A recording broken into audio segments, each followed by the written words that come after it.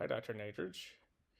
Um, Enjoyed the material this week, and I have taken some notes to reference as I go through the things that stuck out to me. So, uh, pardon me if I am constantly looking down at my phone. The stress of trying to remember all of this stuff outweighs my decorum on video. Um, so, starting with your conversation with Christina, which was super fascinating. The things that stuck out were um, really thinking about nonverbal communication when receiving um, information from a client that might be shocking to you, and being aware of how your expressiveness is contained or displayed, and finding that middle line between being authentic um, and expressive and being robotic and sort of this like flat canvas in a psycho um, analytical sense, which I tend to. Christina mentioned being very expressive, and I also have a very expressive face. I had a supervisor um, who made it a point to always mention that to me because we would do Zoom meetings and stuff, and like I couldn't hide. Like something would happen in a meeting, and it would like look like I smelled a fart all the time.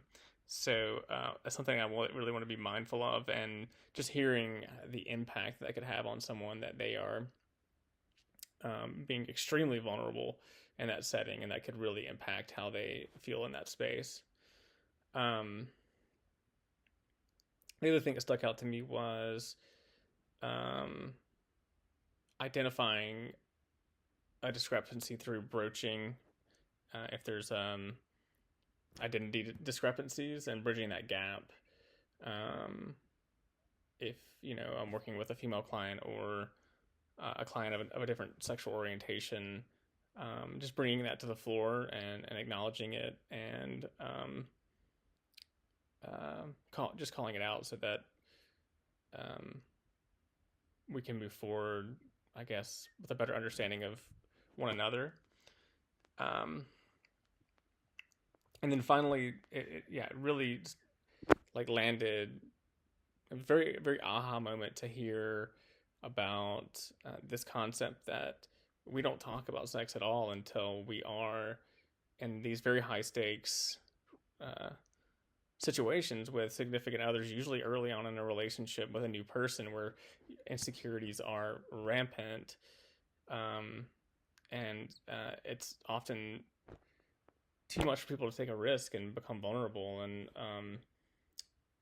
that all the implications and consequences around surrounding that. So that really drives home how important it is to invite clients to start to talk about this stuff so that they can have a base of comfort from which to work, and some language from which to draw upon in their relationships in their life. In class, I think the thing that struck me the most was your vignette about the couple, the attorney and the social worker. Yeah, just kind of shocking to me that you mentioned that a lot of people open their relationship up and don't have a lot of communication around that. I guess it shouldn't be shocking because they're coming to see you. Obviously, something didn't go according to plan.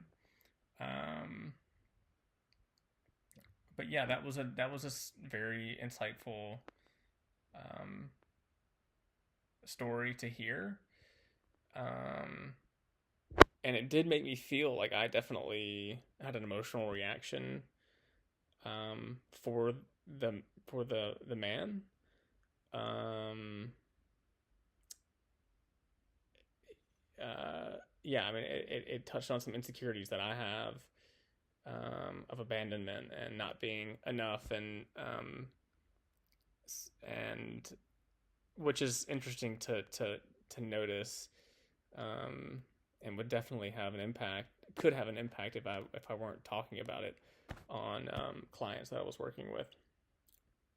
Chapter 19, the two things that stuck out were how integral aftercare is to a BDSM scene. I didn't realize that it was like it has to happen, and it's like a uh, vital part of that process, um, to kind of debrief and have some clear communication and resetting of boundaries. And that if it doesn't happen, that could be really damaging.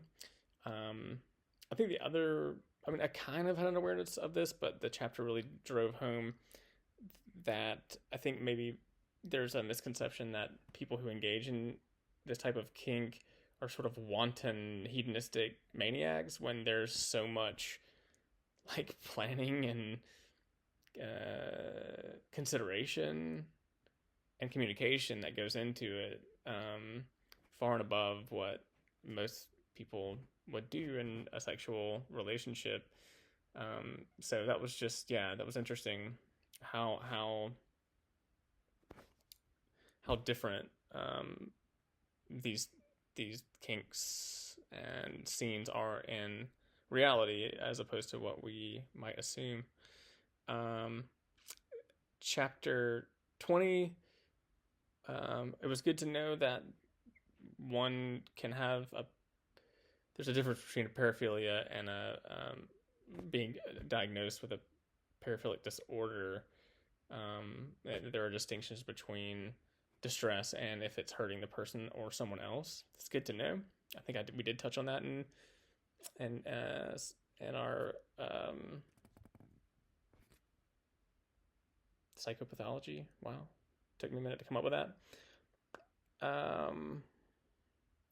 And the other part was just how relative paraphilias are. That it's, I think the book called it a moving target, where if something that's considered a paraphilia became more normalized, it would cease to be a paraphilia. So it's all based on the agreed upon range of normative sexual behaviors in a culture, which is fluid.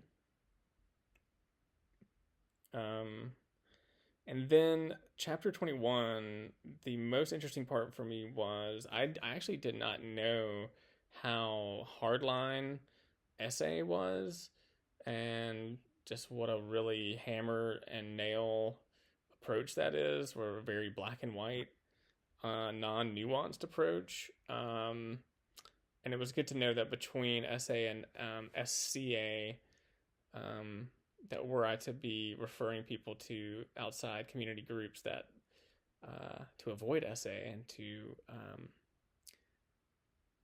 see SCA as a more viable option if they're open to that. It kind of reminds me of like I'm in a 12-step program and have been for 10 plus years, and there are some AA groups that are so hardline, like you cannot talk about any other substances in the meeting, or they'll like hound you out of the meeting, and there's just not a lot of nuance, and people don't connect with that. I mean, some people do, and that works for them, but some people like a little breathing room, and that's not really the same, because SA has a lot of problematic stuff around just heteronormative biases and seemingly very steeped in a Judeo-Christian sense of morality. But that was good to know. And that concludes my takeaways. Looking forward to seeing you. Want to see you.